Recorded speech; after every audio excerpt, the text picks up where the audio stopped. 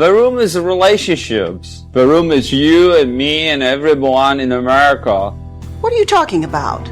The room is different cookie cutter from Hollywood.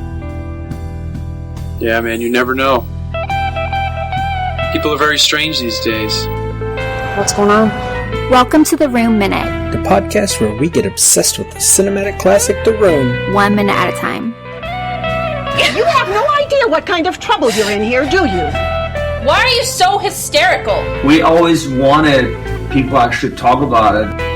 I did not hit her. It's not true. It's bullshit. I did not hit her.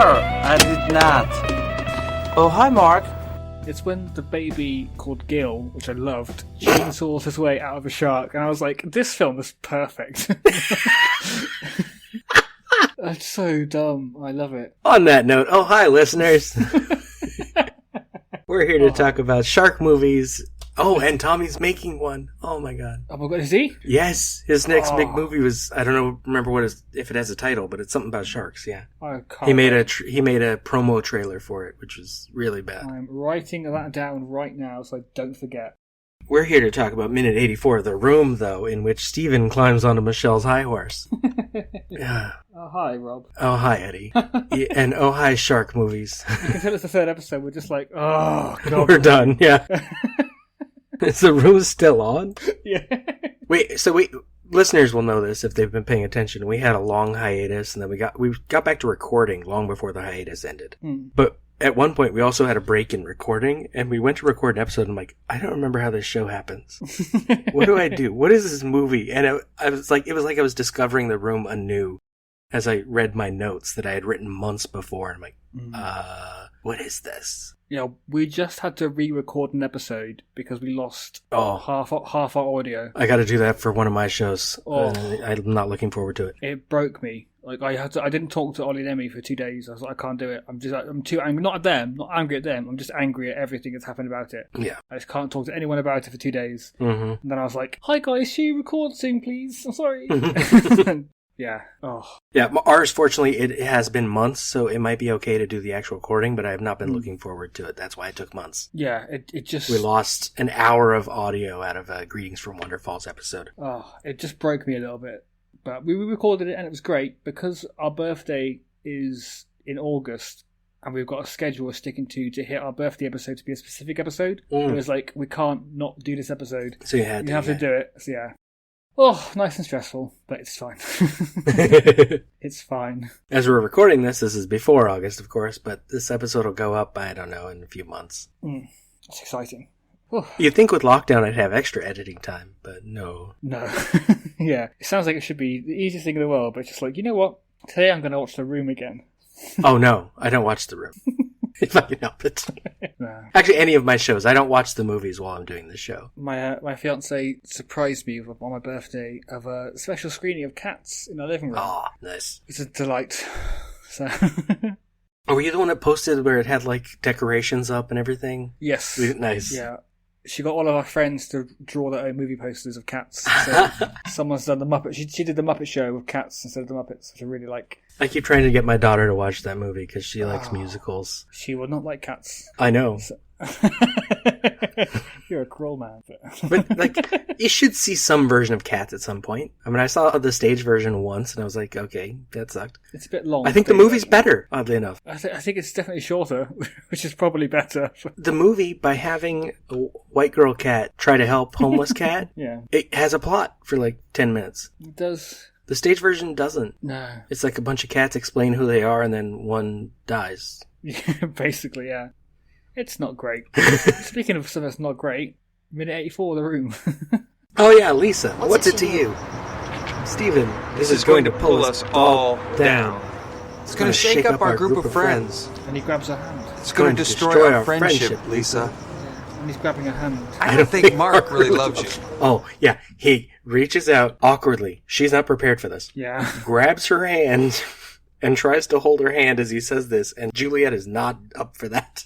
No. The face she pulls after, I don't think Mark really loves you, is like, get the fuck off me. It's not even like, how dare you. I don't think she even hears his line. She's just like, stop touching me when you die.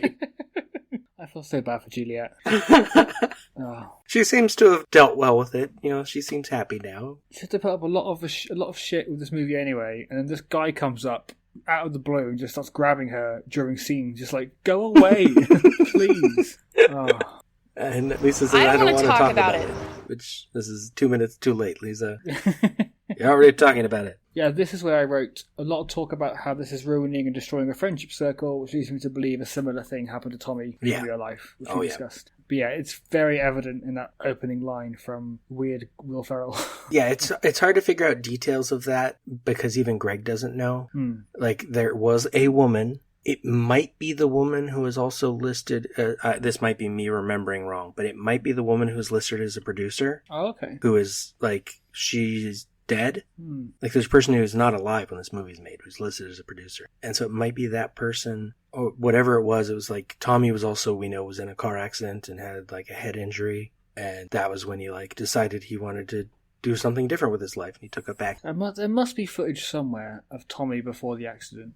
I just imagine him like, hey guys, I'm Tommy Wiseau. How you doing? Just like, well, I don't know. He's Polish by way of New Orleans, so I don't know if he talked normal. Oh, it's just so weird. Like, I just can't. Like, sometimes trauma does affect you so bad, it just changes you completely. But it would be really sad if she did die, and that's why he is like he is. Yeah.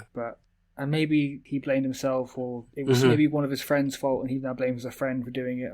Who knows? Yeah, and then this movie was this...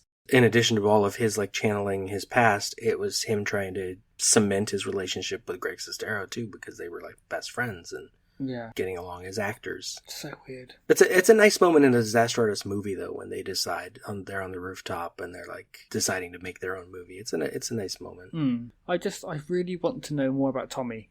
So much. And I'm really, really worried that one day it's going to be like, oh, he's a serial killer. We just didn't know. And I'll be like, oh... I can just see it happening. Like, I tend to assume that Greg's version in the Disaster Artist book is accurate. He just didn't want to present it as accurate because he was afraid Tommy would, like, dispute it or to not let him release it. Yeah, and Greg's so got to be Tommy, careful. like, working in San Francisco, selling the little wind-up birds to tourists for years, and then realizing he didn't need a middleman, so just starting his own business out of it. Yeah. Oh, I want to know more so badly, but it's like, we may never know, which is a good thing. Well, if Roomful of Spoons comes out, I guess we'll see what of those details might be real. Yeah, because there has to be a reason why he doesn't want that released. Yeah. It might just be that he's a weird guy and he doesn't like... I mean, that's one of the things from the book also, is that Tommy doesn't like people knowing about him. He got mad when, in the middle of a scene, Greg mentions Guerrero Street. One of them found out about it, beat her up so bad she ended up in a hospital on Guerrero Street. Because that's where Tommy lived at the time. Even though he doesn't say, oh, Tommy lives there. He says there's a hospital there. Yeah. But just mentioning it freaked him out. That's so strange, isn't it? Michelle says, Lisa, you're going to have to face it. I mean, I, for one, am going to have a hard time forgiving you if you don't. That's fair, I think. Yeah. I'm with Michelle. Yeah, Michelle seems like a normal, reasonable person in this film, which is rare. But yeah, I think it's a good line. It's like, oh, actually, it's the wrong word. I'm the sane person. I'm not the one betraying Tommy. I'm the voice of reason. But yeah, Lisa Michelle's the adult. Yes. Yeah. But Lisa isn't listening, so, never mind. Lisa doesn't listen to anybody. Her mother gives her advice. Michelle gives her advice. Lisa's not having it. She's going to be her own person. I'm going to do what I want to do, and that's it. Which is fair as well, because Lisa has been in this relationship with Tommy for 5 or 7 years, depending on what scene you watch. And she's only 21. Yeah. I didn't realize. Oh. Now I'm sad again. Yeah. Now, in the film, Tommy is supposed to be close to her age. Right. But it does mean they've been together since at least she was like a teenager in early teens, maybe. So this is the only relationship she's had. Yeah. So if they were high school sweethearts. Yeah. But Tommy just looks like Tommy. He's like, oh. Right. See, then he got into banking and they just went their separate ways and it's just been going badly ever since. He almost got that promotion though. Almost. But... Almost. If he'd just cut his hair. Yeah, now or at least put it in a ponytail. Little man bun. It's not banker hair, Tommy. So Lisa gets up and announces, hey everybody, let's go inside and eat some cake. And somebody says, that's a good idea. This comes from somewhere. She looks really pleased with herself. Yeah, as well. she had a great idea. Yeah. So, you know what? I'm done with this conversation. Bye. It's like, all right, fair enough. She's like, Michelle's going to keep talking, so I'm leaving. Who wants cake? Then Michelle says, I don't understand you, Lisa. And in my notes I put in that Michelle is why you fail. That is why you fail. That's the most like soap opera line in that scene. Like, I don't understand you, Michelle. What? Then we get another establishing shot because you can't have too many of those. Of course. Which is 400 Montgomery Street. We get the cake. Yeah, close looks up. awful. Well, it's been sitting there probably for hours, and it's not a nice looking cake. And we get 2 of the extras. I just listed them as random dude and random girl. Mm-hmm. I don't know which extras these are anymore. The guy looks a bit like Rick Astley.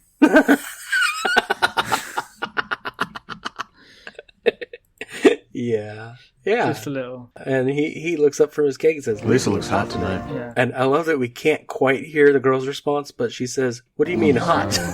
Yeah. I wrote here just, okay.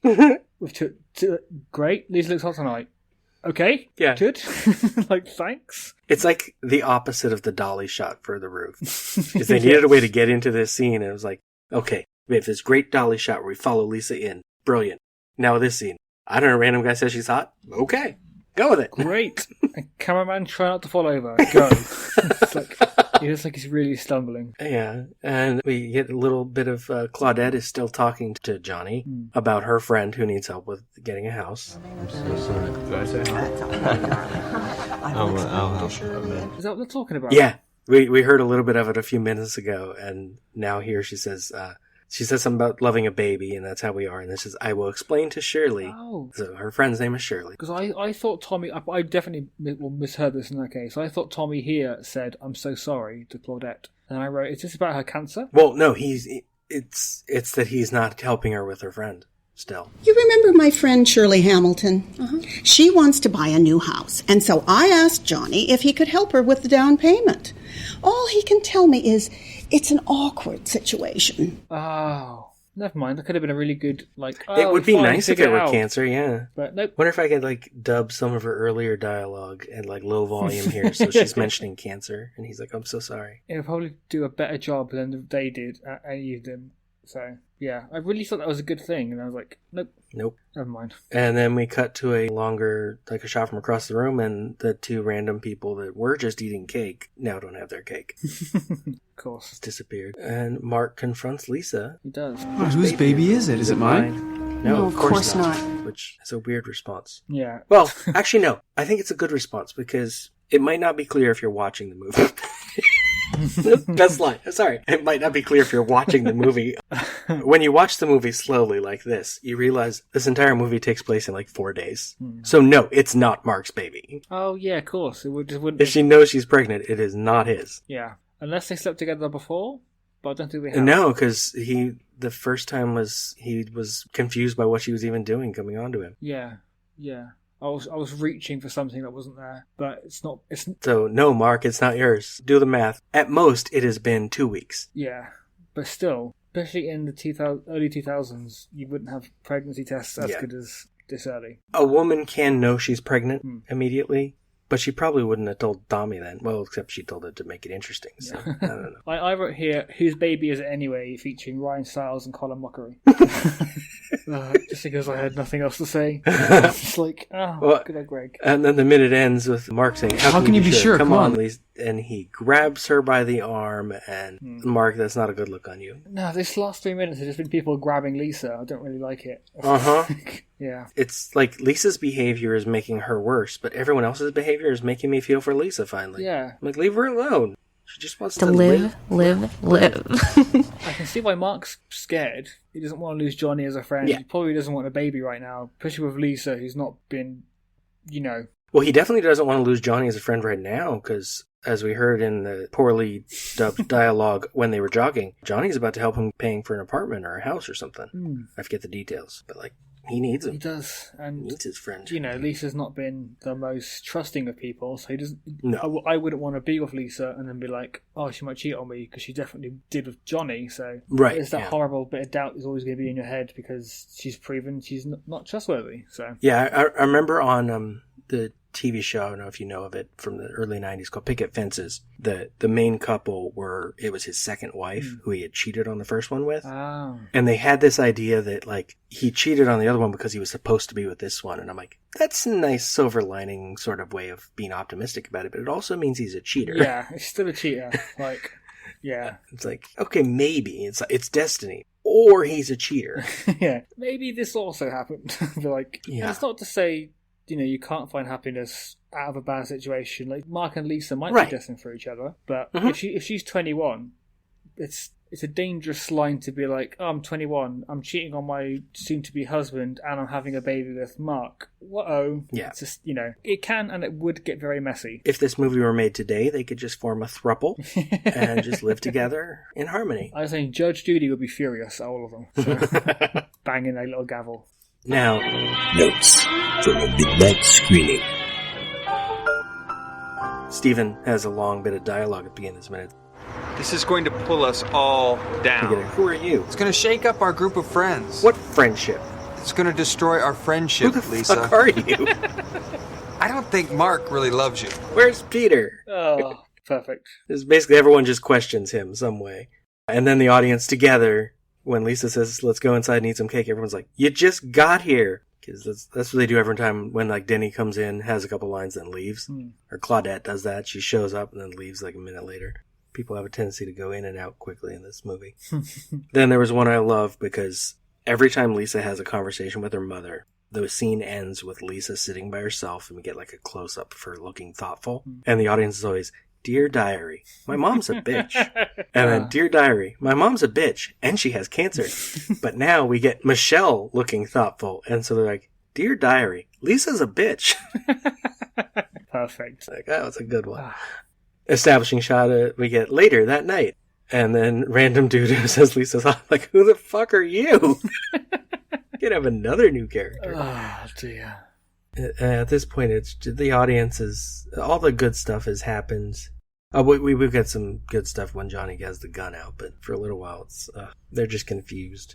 Steven's showing up. Lisa's horrible. Random extras are on screen. It's great, but it is also Friday. It's Friday.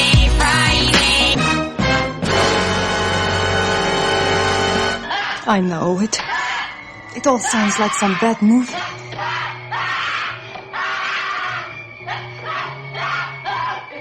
We did talk a little bit about bad movies last time, but you had a bad movie suggestion? Oh, yes, I do. So, this is a film I saw when I was quite young. I would have been 10 or 11 when this film came out, I think.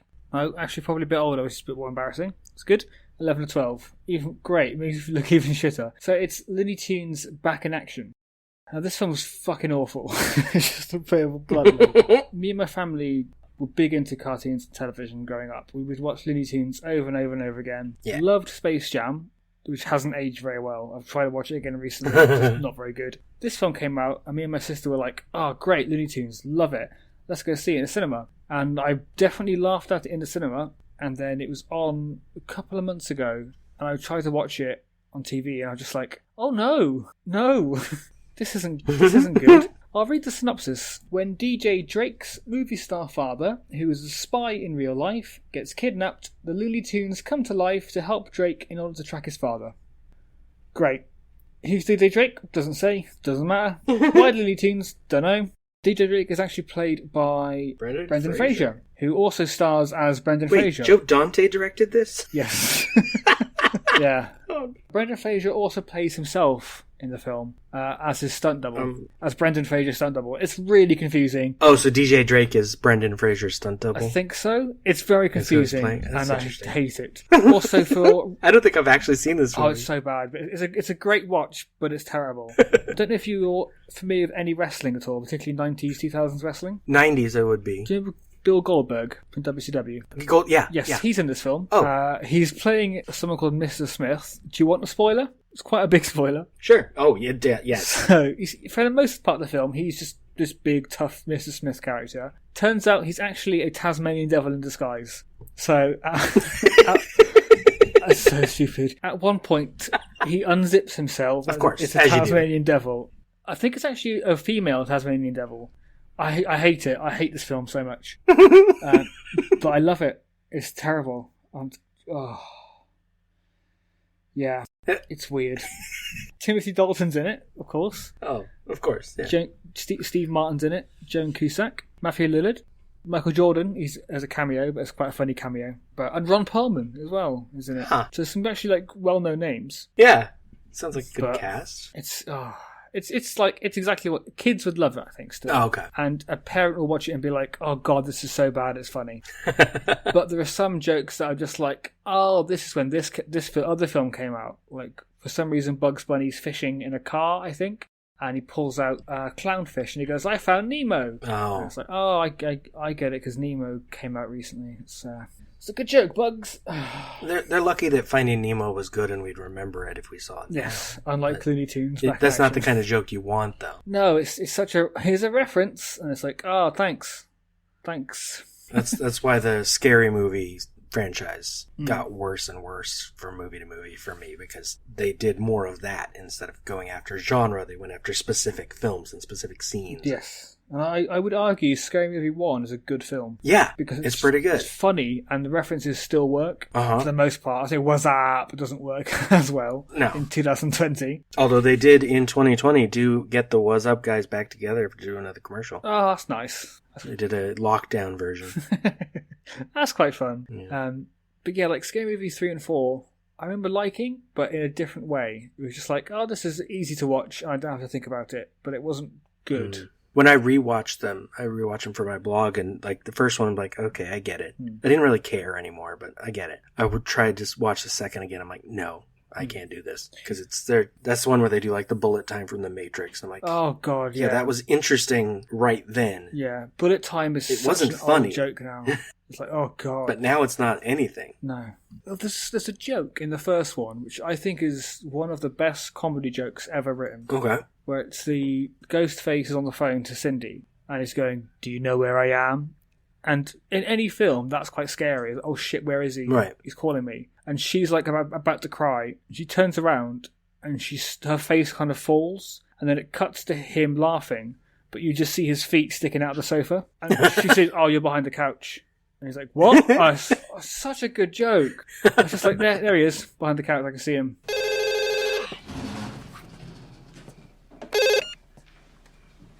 Hello. I'm gonna kill you. I'm gonna slice you up. Who is this? I'm gonna chop you like liver. What do you want? I'm in the house. Do you know where I am? I could be anywhere. I'm like the wind, baby. Yeah. Where am I? You're behind the couch. What? How do you know that? I can see your feet. Okay, turn around. Close your eyes. No peeking.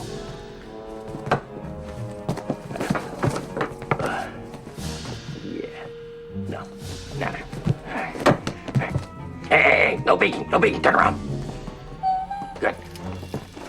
Okay, now you can look. Now do you know where I am? You don't. No, Mr. Killer. I don't know where you are. I'll give you a big clue. I think this is wonderful. That's pretty good. Yeah, it's a great visual joke, and it's just like, boom, there we go. That's like you were talking about last time, Sharknado. That has similar things where, like, the first one is a parody of a kind of movie. Yes. And so it really works, because it's dumb. The second one is almost like a parody of the first one. Yes. And then the third is a parody of the second one. And the fourth is a parody of the third one. And at a certain point, it's like, stop it. No, bad. Yeah, because I think in the last Sharknado, they start time traveling. I'm just like, oh, come on. Yeah. Well, as the movies are going, I'm like, there's a way you could make this a serious film. And they almost went there with their last one. It was like some weird shark spirit that's attacking the earth or something. And I'm like, yes, that's the way to go, but you take it seriously. That's so dumb. It's like, there's this ancient shark god. that has been angered by us polluting the ocean. It's wonderful. It's stupid, but it could work. I cannot take the words Ancient Shark God seriously. Like, nope, can't do it. I'm done. Like, and then you get your shark exorcist in to fight against it, and it works out great. The power of Christ come gills you? Almost there. As I was saying, I was like, God damn, it doesn't work. I'm like, I don't know where this pun is going. Oh, okay. I just like panicking, just drown myself. I don't like where it went. Never start the pun without a plan. Oh, I had it, and I was like, this worked. And then I started saying, I was like, no, it doesn't. I was like, shit. Never mind. Now, if you do watch Shark Exorcist, I've complained about this on this show before, but I'll mention again. Once they kill the shark, or exorcise it, I guess, just turn the movie off. I know there's like 15 minutes left. Turn it off. The rest is not the movie. Oh, that's a shame. It's just awful stalker footage. Ooh, for no reason. That's weird. Yes. I am trying to see if we can find... Oh, Netflix did have Looney Tunes back in action on Netflix. They've taken it off. Well, that's annoying. You're in UK, right? Maybe I wonder if it's still on in the US. Maybe. That's a pain in the ass. It's not on Netflix US. Well, it's probably not going to be more than $5 at any cheap shop. So just get it. Like, feel that it's got 56 rating on Rotten Tomatoes, so it's not too bad. It's definitely worth a watch with friends if you're after a bad film. It's free on HBO. Oh, there we go. Talking about gritty HBO dramas in previous episode. Here we go. So if you got HBO Max, you can watch Looney Tunes back in action. Amazon have given it 4.4 stars. What do you know? That's wrong. Is it actually really good? And was I just being grumpy when I saw it? Oh, you can buy it on Amazon for $7.99 or rent it for $3.49. Shark Exorcist is free on Amazon Prime. Jesus Christ. Oh no, sorry, you can watch Prime for free. Oh, everything's good. Whew. Thank Christ. And I'm doing tonight. Jeez Louise. And I gotta get my hands on Hampshire. Oh, we're in for a fun... Which I'm pretty sure is not streaming anymore. We're in for a fun time. Ah, dear me. Well, that was the room, I guess. Yeah. So, oh my god. So I have the app Just Watch, which where you can look up a movie and see where you can stream it. That's good. Hampshire doesn't even come up on there. Oh no. So it's not only not streaming, they don't even care that it isn't streaming. Is it that bad? I don't know. I want to know. I gotta find, what's his name? Greg Ellery, and ask him. Oh dear. Anyway, thank you, Eddie. One more time, where can listeners hear you? So I also have a comedy podcast called Sitcanned. That's SITCANNED. With my best friends Ollie Ryder and Emmy Bashwolf, where we review sitcoms episode by episode, except when we don't. We are currently on season 2 of Friends. We're trying to make our way through Friends. Ollie hates it, and I love it, and Emmy is indifferent. She used to love it as a kid, less so now. So yeah, we review Friends episode by episode, and it's been a bit eye-opening for me, I think, just reviewing Friends every episode. So much of it is, oh, this was really good, and I can see how it is good, but not anymore. Not now. Right, yeah. So it's been a lot of fun. And you can follow us on Facebook, Sitcan, Twitter @Sitcan, and on Instagram @SitcanPodcast.